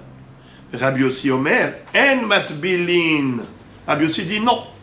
Étant donné que Rabbi Yossi exige deux opérations, Mila et Tvila, alors c'est pas possible. Même s'il a fait la Mila avant Shabbat, tu peux pas lui faire la Tvila pendant Shabbat. Pourquoi? On a une règle. Hachamim interdisent de faire un tikkun pendant Shabbat, même si c'est un tikkun d'ordre spirituel, c'est pas physique. Il va au mikvé, il devient juif. C'est quelque chose qui est totalement abstrait. Et malgré tout, c'est assourd de le faire pendant Shabbat. Pourquoi? Parce que ça ressemble à un tikkun keli, ce qu'on appelle metaken mana. Shabbat, on n'a pas le droit de réparer un keli. Metaken mana. Ici, cet homme, il était goy, et il veut devenir juif. C'est un tikkun. Ce tikkun-là, tu ne peux pas le faire pendant Shabbat. C'est pour ça que Rabbi Yossi dit, il a fait la Mila avant Shabbat, il fait la Tevila pendant Shabbat, il est devenu juif pendant Shabbat, voilà, tu as fait un tikkun, ça a soumis des Rabbanan. Mais Rabbi Yehuda dit, la Mila toute seule suffisait. On parle de quelqu'un qui a fait une vraie Mila devant nous, devant le Beddin, avant Shabbat. Donc maintenant, quand il fait la Tevila pour être Mahmir, ce n'est pas un vrai tikkun, donc c'est permis. Alors la Gemara pose la question, elle dit, à Marmor, les fikar matbilin gerbe Shabbat, pshita, tu as dit que Rabbi Yehuda permet de faire la Tvila pendant Shabbat, quand il a déjà fait la Mila devant nous avant. Mais c'est évident, pshita, kevan damar Rabbi Yehuda behada sagia, echademal lefanenu, matbilin, maïne fikar. C'est-à-dire, puisqu'il a fait la Mila devant nous, donc il est juif, alors pour nous, il n'y a pas de nécessité vraiment qu'il passe au mikvé. Donc s'il se trempe au mikvé pendant le Shabbat, c'est évident que c'est permis. Quel est l'intérêt de nous dire les fikar, comme s'il y avait ici un chidouche? Mais c'est évident. Réponse. Maou detema, les Rabbi Yehuda, tevila ikar, ou tvila be Shabbat lo, de kametaken gavra, kamashmalan de Rabbi Yehuda, oha bai. Si on ne nous avait pas dit ça, on aurait pu croire que pour Rabbi Yehuda, la Tevila, c'est le Ikar. C'est-à-dire que la Tevila, c'est ça la vraie conversion. Et donc Shabbat, c'est assourd. C'est pour ça qu'on vient te dire que non, que c'est ou ça, ou ça. Oha, oha. Et donc c'est soit Mila, soit Tvila. Donc étant donné qu'on n'a pas besoin des deux, alors s'il a fait déjà la Mila avant Shabbat devant nous, il n'y a aucun problème de lui faire la Tvila pendant Shabbat. Maintenant la Gemara se tourne vers Rabbi Yossi. Rabbi Yossi, Amar En Matbilin. Rabbi Yossi avait dit que pendant Shabbat, non. La Gemara demande, Pshita, Kevan de Amar Rabbi Yossi, Tarte Ba'inan, Takone Gavra Be Shabbat Lo Metakninan. Pourquoi est-ce qu'on avait besoin de nous dire que d'après Rabbi Yossi, c'est interdit de convertir un juif pendant le Shabbat en le passant au mikvé pendant le Shabbat? Mais c'est évident, puisque pour Rabbi Yossi, il faut les deux. Bien qu'il ait fait déjà Brit Mila avant Shabbat, étant donné qu'il n'est pas encore juif, ce n'est que la deuxième opération qui est la Tvila Be Shabbat qui va le rendre juif. C'est évident que ce n'est pas possible. Pourquoi ce n'est pas possible? Parce que tu es Metaken, et Metaken Be Shabbat, c'est assourd. Quel est le chidouche de dire que c'est assourd? Réponse. Mahu de Tema, car tu aurais pu croire que les Rabbi Yossi Mila Ikar, Behemet, on n'a pas besoin. On aurait pu croire que d'après Rabbi Yossi Behemet, on n'a pas besoin des deux opérations. C'est la Mila. Et c'est pour cela que ce monsieur-là qui vient et nous dit, Rabotai, j'ai déjà fait la Brit Mila, on avait dit qu'on n'est pas Matbiloto. Pourquoi? Parce que la Mila qu'il avait faite, peut-être, c'est pas les Shem Shamaim. C'est comme la Mila d'un arabe. C'est pas les Shem Gerut. Donc peut-être que Rabbi aussi pense que le Mila c'est Ikav. Vehatam hu de lo havai Mila befanenu. Et là-bas, c'est pour ça qu'on ne lui fait pas faire la Tvila toute seule. Parce que la Mila, il n'a pas fait devant nous. Avalecha de havia Mila befanenu. Imalid bol ze beshabta. Mais s'il avait fait la Brit Mila avant Shabbat devant nous, donc pour nous, il est déjà juif, j'aurais pu penser qu'il n'y a aucun problème de lui permettre d'aller au mikvé pendant Shabbat, puisqu'il est déjà juif. Kamash malan, des Rabbi aussi, tartebae. C'est ça ce que la Gemara a voulu nous préciser, que c'est faux. Rabbi aussi, il pense qu'il faut les deux opérations. Emila et Tvila. Et donc si c'est comme ça, c'est évident que pendant Shabbat, on n'aura pas le droit de le faire passer au mikvé, vu que c'est un tikkun. Pour Rabbi aussi, c'est un vrai tikkun. Même s'il a fait une mila devant nous avant Shabbat, on ne pourra pas le faire passer au mikvé pendant Shabbat, puisque c'est ça qui va enfoncer le clou de la conversion. Ce sera le vrai tikkun à ce moment-là. Donc c'est assour, d'après Rabbi aussi, de faire à un converti la tevila beshabbat, bien qu'il ait déjà fait la brit mila auparavant.